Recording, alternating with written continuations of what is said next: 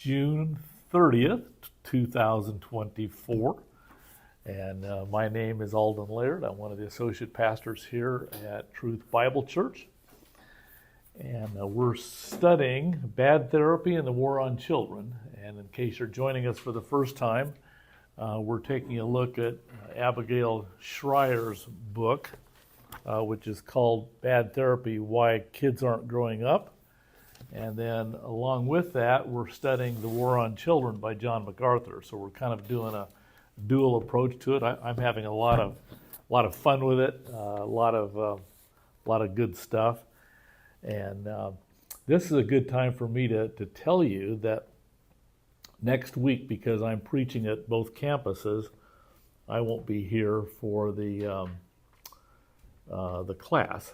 So Dennis Richardson and Joey Belrose are going to show a video. It's on YouTube, and it's really, really good, where Al Mohler, he's the president of Southern Seminary, which is a flagship school of the Southern Baptist Convention. He interviews Abigail Schreier, and I couldn't believe how good it is. And it's perfect. It's 57 minutes. So be sure to be here on time, because we'll need to get that started on time right at 9:30. So anyway, Dennis Richardson and Joey Belrose will be helping with that. Let me open it with prayer. Lord God, we are so thankful for the opportunity to come and to study and to learn. You've told us we need to be so careful about the hollow philosophies of this world, and there's so many that abound. And we realize one of the places where it really does damage to children is when those hollow philosophies come to the schoolroom and even into the parents' living room. And we just pray you'd help us as believers in Christ to be able to discern well how we can train up our children in the way they should go. Thank you for this time together. In Jesus' name, amen. All right, so as we typically do, we start off by doing Secular Perspective Bad Therapy by Abigail Schreier. And let me just mention that that what I do understand about her is she comes from the Jewish perspective, so she makes no claims to being a Christian. And that's part of the reason I find it particularly interesting, because she's really going against the secular views of her day. And she was, if you're joining us for the first time, she was is an attorney and also an investigative journalist that has looked deeply into this subject. So this is session 4, Social Emotional Meddling, chapter 4.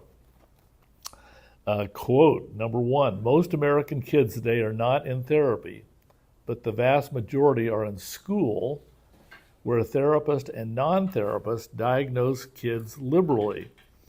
According to a survey of physicians in the Washington, D.C. area, teachers were most likely to be the first to suggest an ADHD diagnosis in children. If you're not familiar with that, that's attention deficit hyperactivity disorder. Probably for this reason, one of the premier nonprofits devoted to adolescent mental health, the Child Mind Institute, provides an online symptom checker specifically to help a parent or teacher inform herself about possible diagnoses. Forget the Pledge of Allegiance. Today's teachers are more likely to inaugurate the school day with an emotions check-in. I guess I forgot to do that this morning with you folks who are asking for emotional check-in. How are you feeling today? Some of you said that you like to get up early. Some would prefer to get up later, but we all have emotions. We're not against that, but what you'll see here in her description is how that becomes prominent. But there is another problem posed by emotions check-in. They tend to induce a state orientation in kids, potentially sabotaging kids' abilities to complete the task in front of them in school. If you want to, let's say, climb a mountain, if you start asking yourself after 2 steps, how do I feel? I'm going to stop here to say it. I kind of force myself to go to Planet Fitness, and I know I need to. I like it because I can be on the elliptical and I can be reading scripture.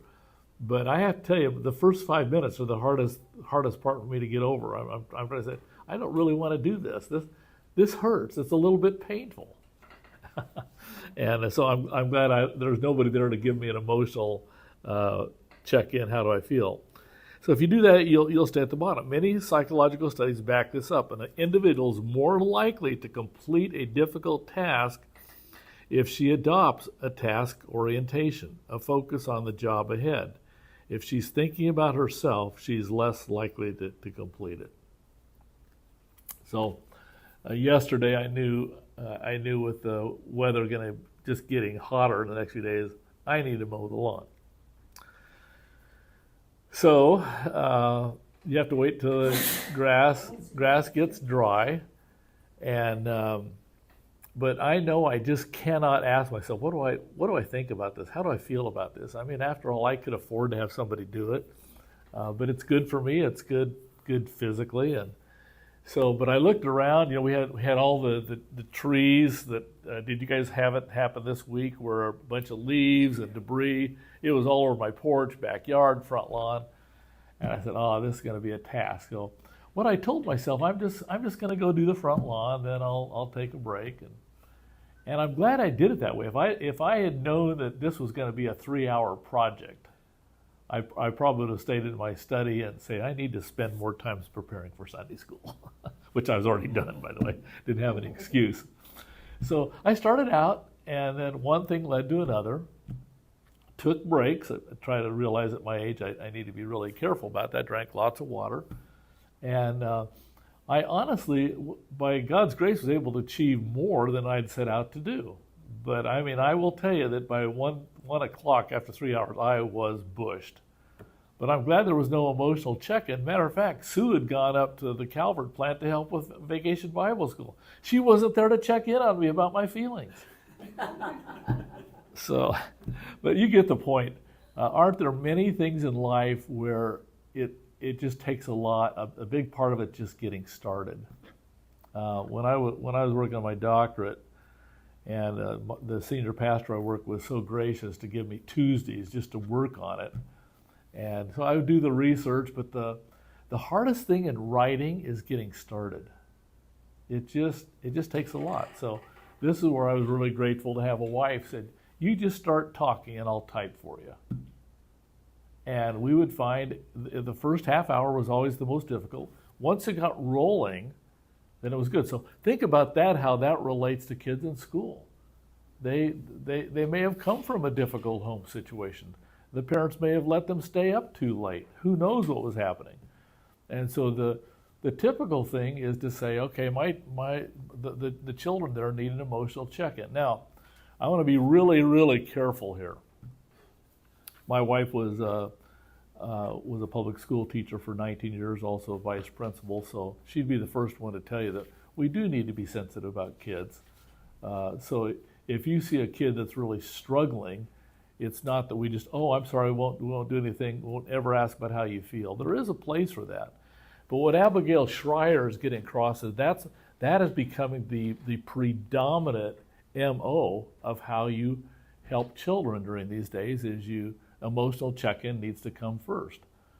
And so I think she makes a good point. Quote number 2, but are school counselors and social workers exerting undue influence over kids? Over the past 2 years, so inundated have I been with parents' stories of school counselors encouraging a child to try on a variant gender identity, even changing the child's name without telling the parents, that I've almost wondered if there are any good school counselors. One parent I interviewed told me that her son's high school counselor had given him the address of a local LGBTQ youth shelter where he might seek asylum and attempt to legally liberate himself from loving parents. There are good school counselors. I interviewed several, but the power structure is all wrong. You might respond at this point. Fortunately, my child has never been to see the school counselor, but more likely you don't know. In California, Illinois, Washington, Colorado, Florida, and guess what? Here it is, Maryland. Minors 12 or 13 and up are statutorily entitled to access mental health care without parental permission. Is that just staggering when you think about that? Schools are not only under no obligation to inform parents that their kids are meeting regularly with a school counselor, they may even be barred from doing so. So I want to say again, don't go from this class saying we're against school counselors. I think they play a very important role. Let's say if a student is struggling educationally, I think it's important for that counselor to kind of know where that student is, to be able to refer that student to special ed or whatever kind of special training they need. What we're talking about here is going too far with it. Parents are not informed. So it's like it's hands off for parents when it comes to getting having that input. Quote number 3. Through prompts and exercise, social emotional learning, that's what we're referring to, SEL, pushes kids toward a series of personal reflections aimed at teaching them self-awareness, relationship skills, self-management, and responsible decision-making. Good therapists know that it may be counterproductive to push a kid to share his trauma at school. Good therapists are trained specifically to avoid encouraging rumination. And remember last week, somebody in the class asked, what is rumination? And it's just simply going over and over again in your mind. The cow chews its cud, as we say, so you ruminate on that. And how many times have all of us found there were certain times we began ruminating on something and it wasn't constructive? By the way, that's different from Joshua 1:8. This book of the law shall not depart from your mouth, but you shall meditate on it day and night, that you may be careful to do according to all that's written in it, and then you shall have good success. So rumination by itself is not a bad idea.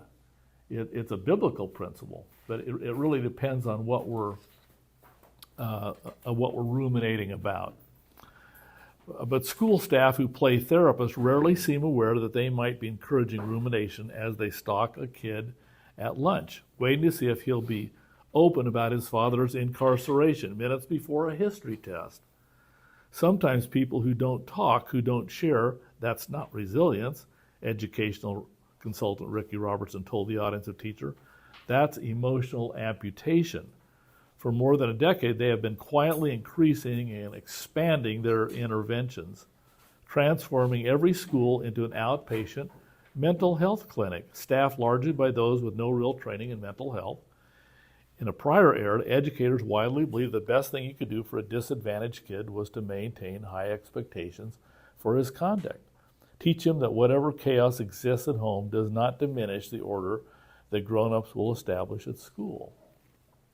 So there's a place. And later on, when we come to the application questions, I'm going to ask the question, what about a single parent, especially, who needs help? They're struggling with being able to help these 4 kiddos not only learn educationally, but they're struggling with relationships in school. So don't take it from this place. We're totally against that. It really depends on what the focus is. And you'll kind of see that if you were to read the book, she goes much more into depth than what I have explained here.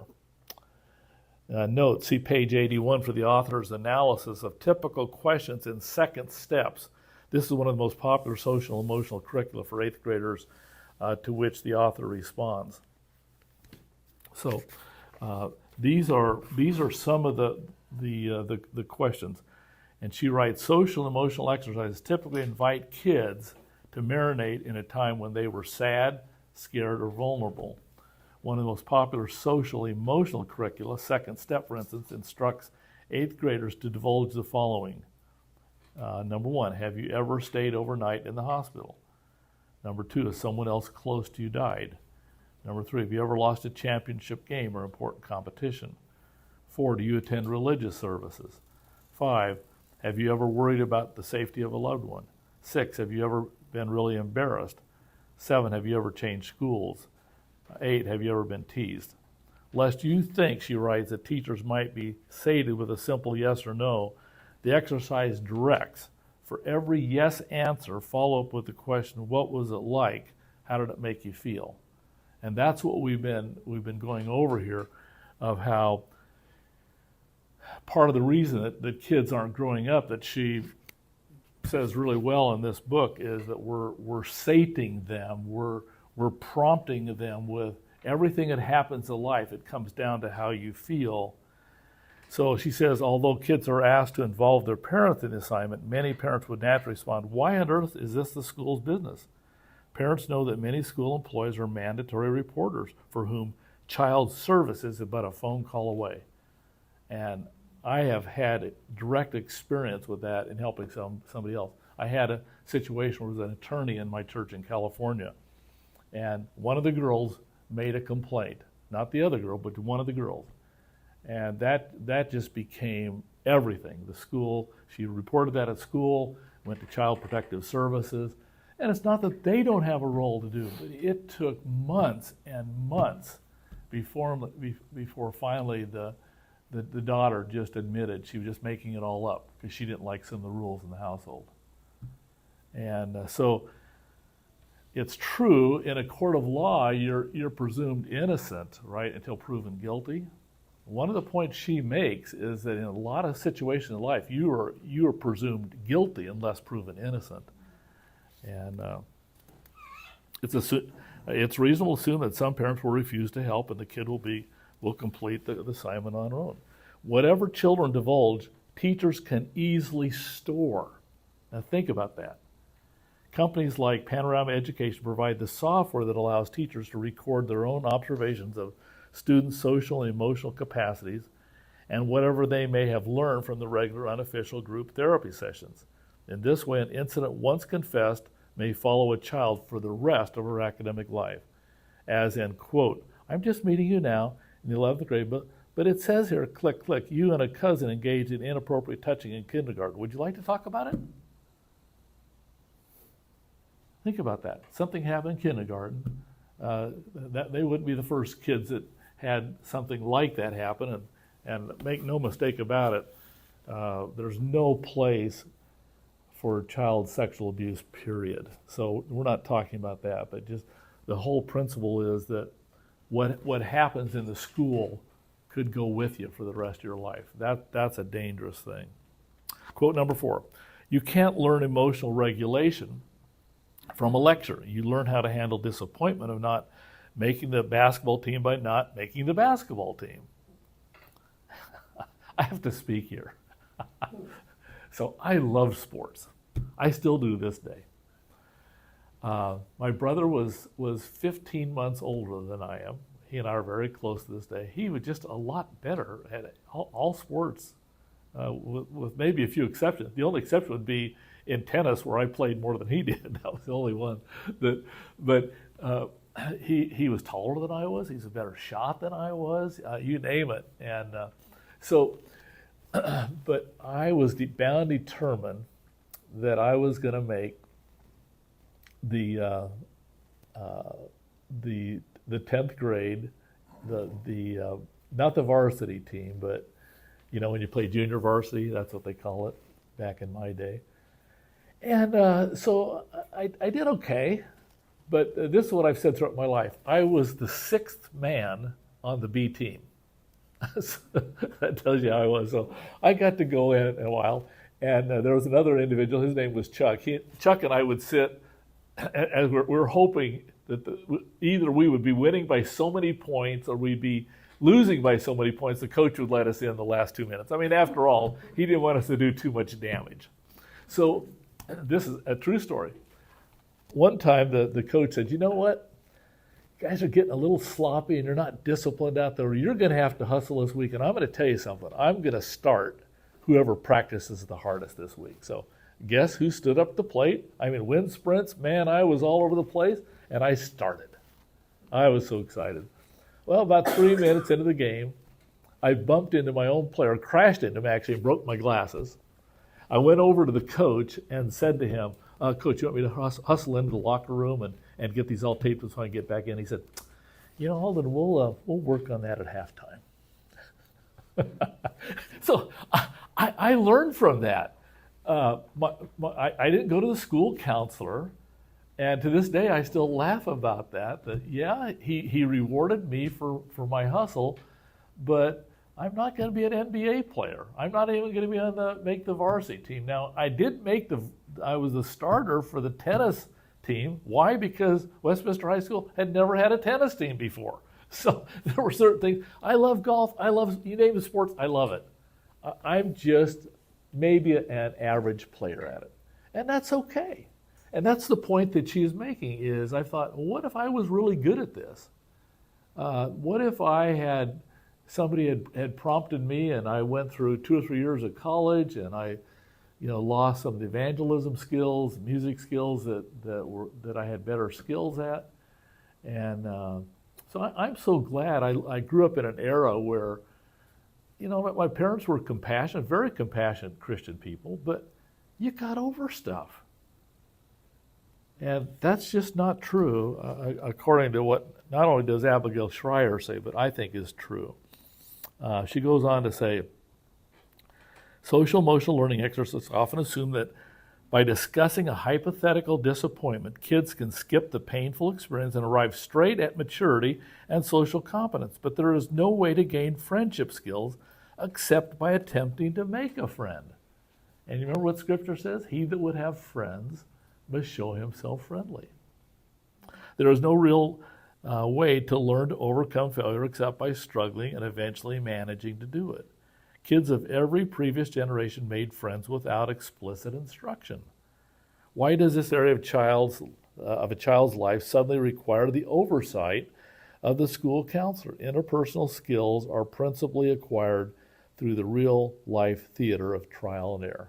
Just so well worded there. And then quote number 5.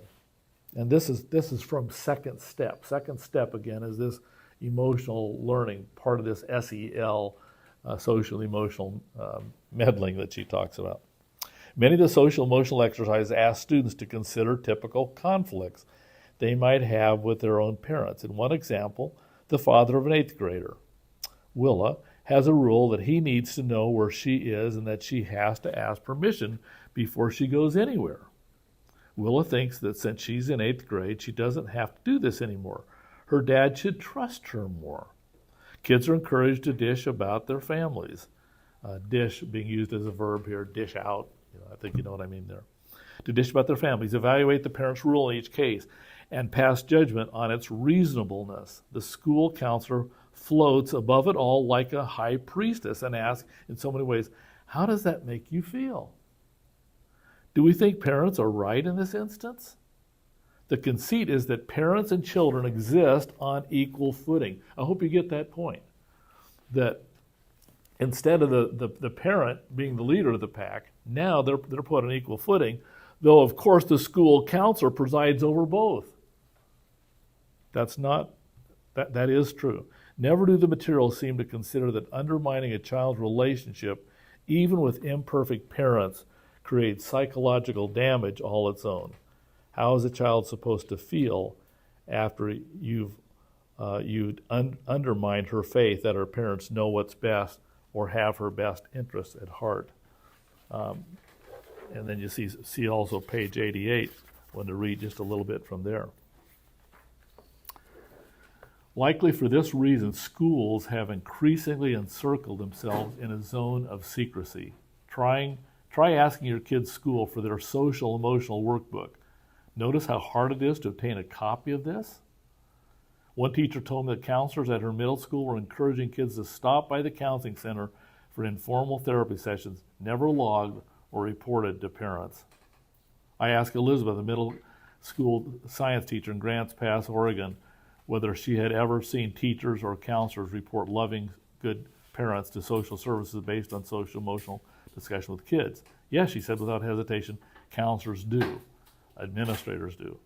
Social emotional learning turns out to be a lot like the Holy Roman Empire, neither social nor good for emotional health, nor something that can be learned. It seemed certain that schools would continue teaching it for decades. I thought about back to the wrenching scene from Miss Julie's class and the boy who headed home that day, excruciatingly exposed. Perhaps kids treated him with sympathy or even pity after that. But is that what he wanted? Social emotional learning enthusiasts would argue that the entire class benefited from the hands-on lesson in sensitivity and kindness. But notice what else happened that day. In the name of social emotional learning, educators took the boy's private pain and repurposed it as a teachable moment. I wondered when it would occur to that boy, if it hadn't already, that he had been used. So, I just think about growing up for myself. I remember getting on the bus as a seventh grader back then, junior high, started seventh grade, and you're with all these high school kids. It was intimidating. But you know what? I learned, and I made friends.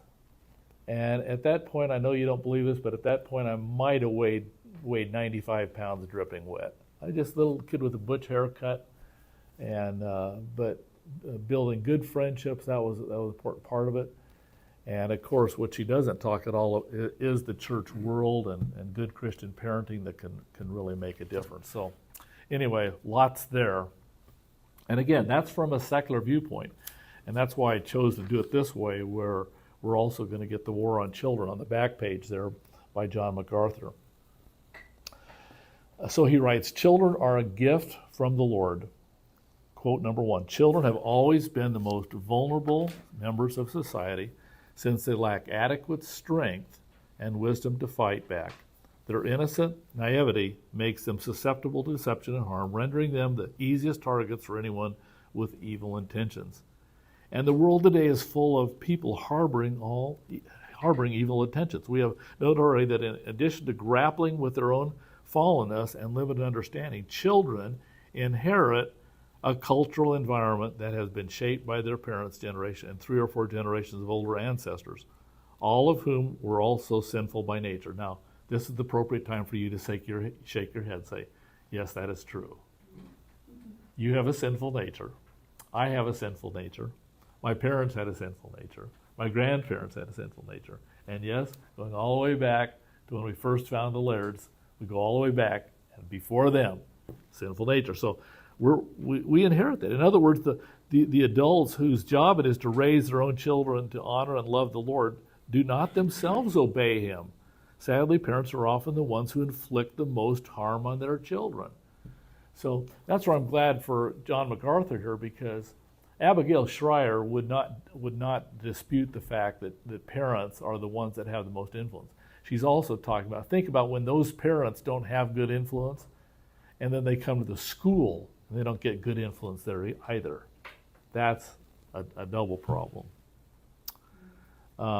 That is why it is essential to be reminded again and again that our children ultimately belong to God, and that parenting is a stewardship, a sacred responsibility. Sadly, only a very small minority of parents uphold their parental responsibility in a manner that honors God and imparts righteousness to the succeeding generation. Quote number 2, and we're going to spend a lot of time here on Ephesians 6 and Colossians 3. So let's examine Ephesians 6:4 more closely. Colossians 3:21 is the parallel text. Do not exasperate your children so that they will not lose heart. The idea is to avoid antagonizing them. The term in the Greek text is strong. It denotes an intense feeling of hostility, animosity, and resentment. Prolonged or repeated provocation from parents fuels that kind of seething anger in the child, and that does far more than merely damage the parent-child relationship. It severely thwarts the child's spiritual development. Provoking rebellion in one's own children is tantamount to purposely steering them into a broad road that leads to eternal destruction. We'll come back here to 1 Samuel 15:23. How might a father provoke such resentment in the heart of a child? If you're a parent, you're probably familiar with the buttons you can push that will provoke your child to anger. And most of us would say, yes, I know those as well. So I want us to go back to 1 Samuel 15:23. There in the Old Testament, and this is one of my favorite topics because Saul, the first king of Israel, is my favorite bad king. He's my favorite bad king because, Samuel comes and anoints him. He's told to go and destroy the Ammonites because the Ammonites were wicked people who did such harm to children and so forth. And he comes back. Let's go back to verse 12, 1 Samuel 15:12. Samuel rose early in the morning, to meet Saul, and it was told Samuel, saying, Saul came to Carmel, and behold, he has set up a monument for himself. Doesn't that tell you something right there? He set up a monument to himself. Then turned and proceeded on down to Gilgal. Samuel came to Saul, and Saul said to him, Blessed are you of the Lord. I have carried out the command of the Lord. But Samuel said, What then is this bleating of the sheep in my ears, the lowing of the oxen which I hear? Saul said, They have brought them from the Amalekites, for the people spared the best of the sheep and oxen to sacrifice to the Lord, but the rest we have utterly destroyed. Then Samuel said to Saul, Wait, and let me tell you what the Lord said to me last night. He said to him, Speak. Samuel said, Is it not true that though you were little in your own eyes, you were made the head of the tribes of Israel? And the Lord anointed you king over Israel. And the Lord sent you on a mission, said, Go and utterly destroy the sinners, the Amalekites, and fight against them until they are exterminated. Why then did you not obey the voice of the Lord, but rushed upon the spoil and did what was evil in the sight of the Lord? Then Saul said to Samuel, I did obey the voice of the Lord, and went on the mission in which the Lord sent me, and have brought back Agag, the king of Amalek, and have utterly destroyed the Amalekites. But the people took some of the spoil sheep, oxen, the choice of the things devoted to destruction, to sacrifice the Lord your God at Gilgal. Samuel said, Has the Lord as much delight in burnt offerings and sacrifices as in obeying the voice of the Lord?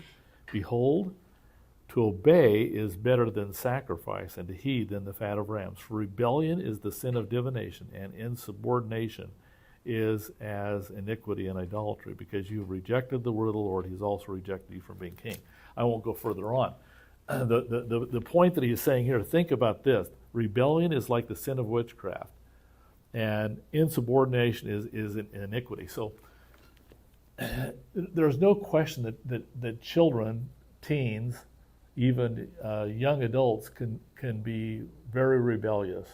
I've certainly done my share of counseling many of them over the years. What's sad, though, is if it was provoked by parents. So Samuel didn't do any of the provoking here. Saul did it on his own. He did partial obedience. I said to someone recently about passive disobedience. Passive disobedience means you come across like you're really obeying, but you're really not. In your heart of hearts, you want to do something different. That's the story of Saul. But what we have to be careful, if there is that kind of disobedience, that we as parents don't push those buttons.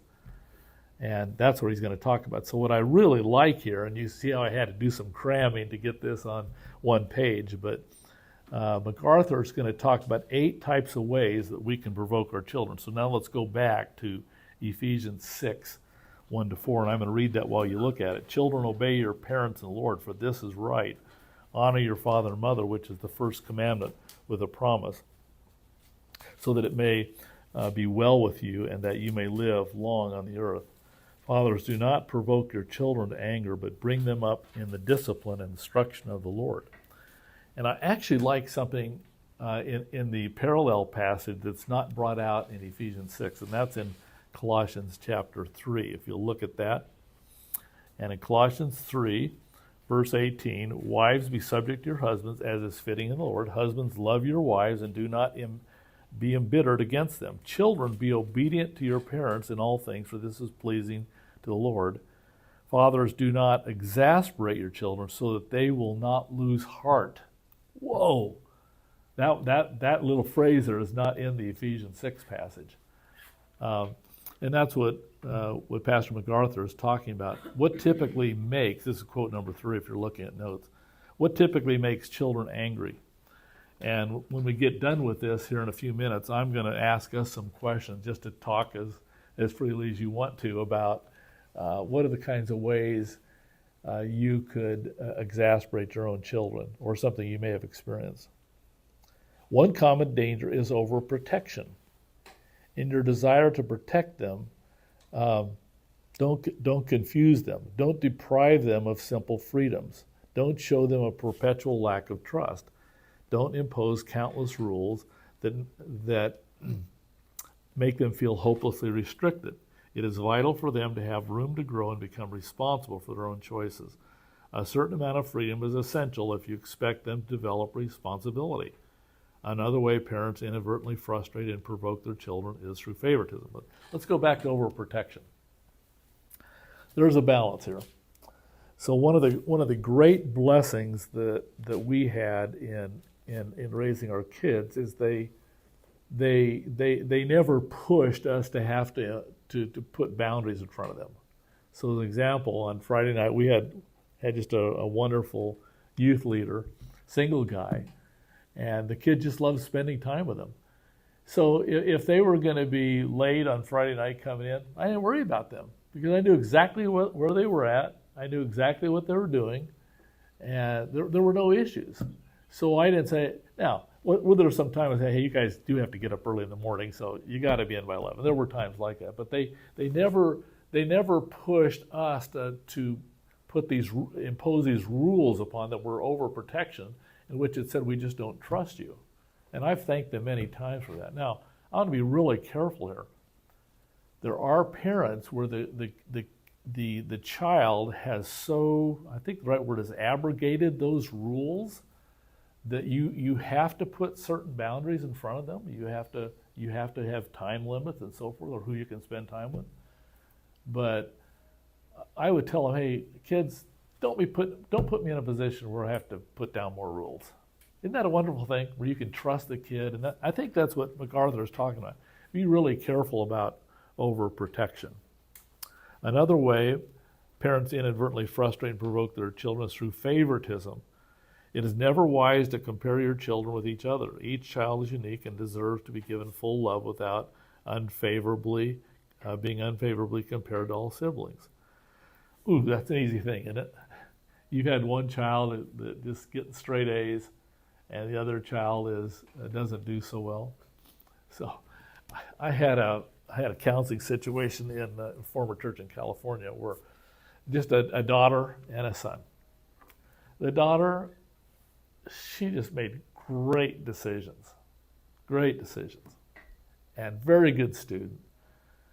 Went on, got her college degree, and married a great guy. I don't need to say too much more. In the situation with the son, he told me, I probably spent more time counseling him than any other person there at the church, and he told me one time, he said, when I was in 8th grade, I just made a decision. I just didn't want to work hard at things. He made a decision. And guess where those, and it's very good parents, by the way, and serving parents, long-term members of the church. I look back and say, how would I blame the parents for what they did? When the kid told me himself, I just made a decision, I wanted to go a different way, got into drugs, you name it. I won't go into all the issues this kid had to work at. So finally, 10 years later, he's under church discipline. The good news, he did come back to the church. He'd moved to Palm Springs, came back, and turned his life around for good. But I was very careful not to compare him to his sister.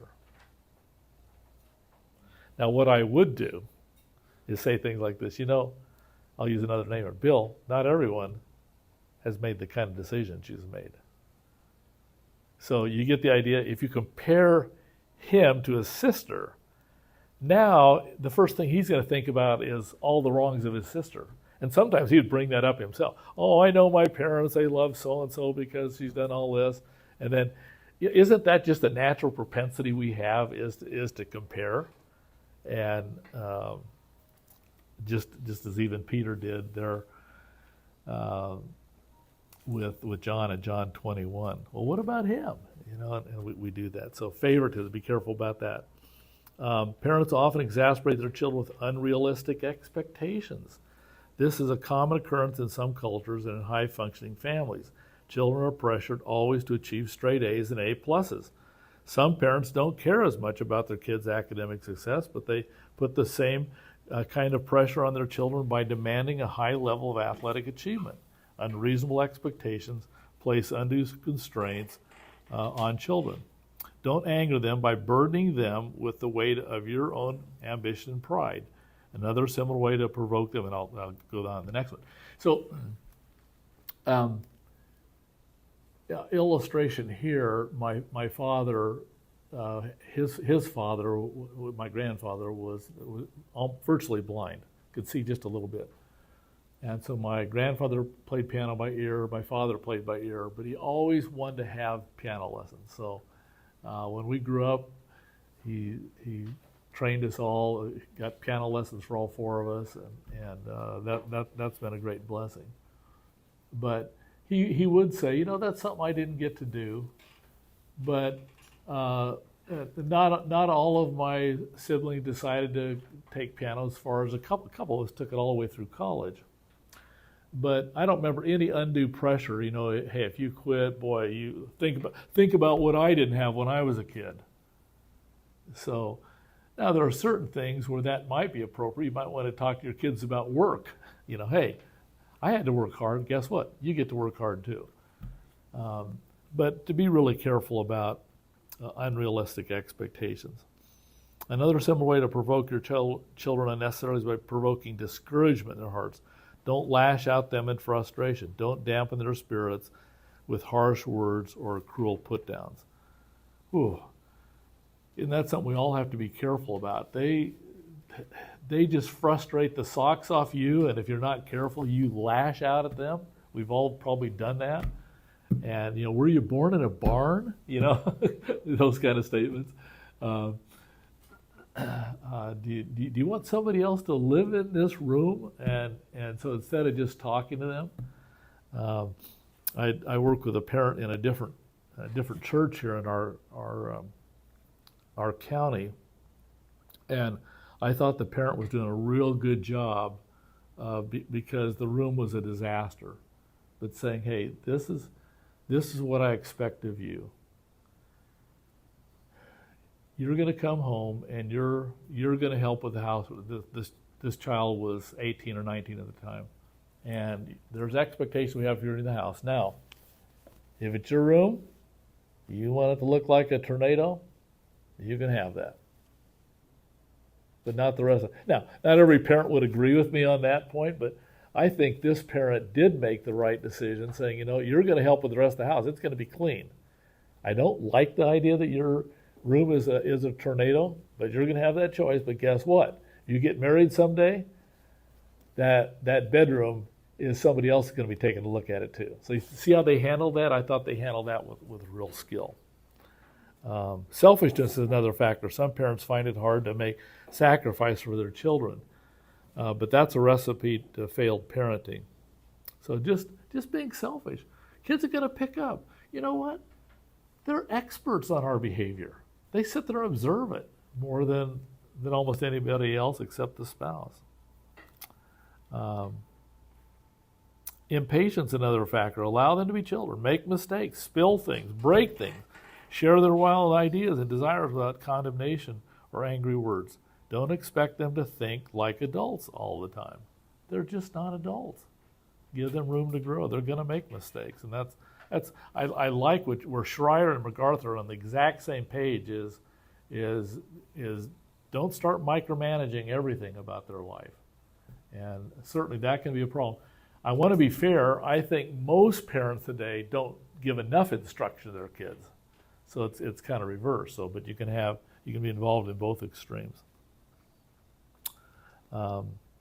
Neglect is one of the very worst ways to harm children. Avoid using withdrawal or seclusion as a form of punishment. Isolating a child communicates rejection. It's like saying, I don't want to be with you. So, and we're out of time here. And so I want to come to this. This is a good place to ask a question. And but before I do that, let's go ahead. We'll turn off the tape at this point. Okay. I do that because sometimes if there's questions, it would prohibit us from getting across. I did forget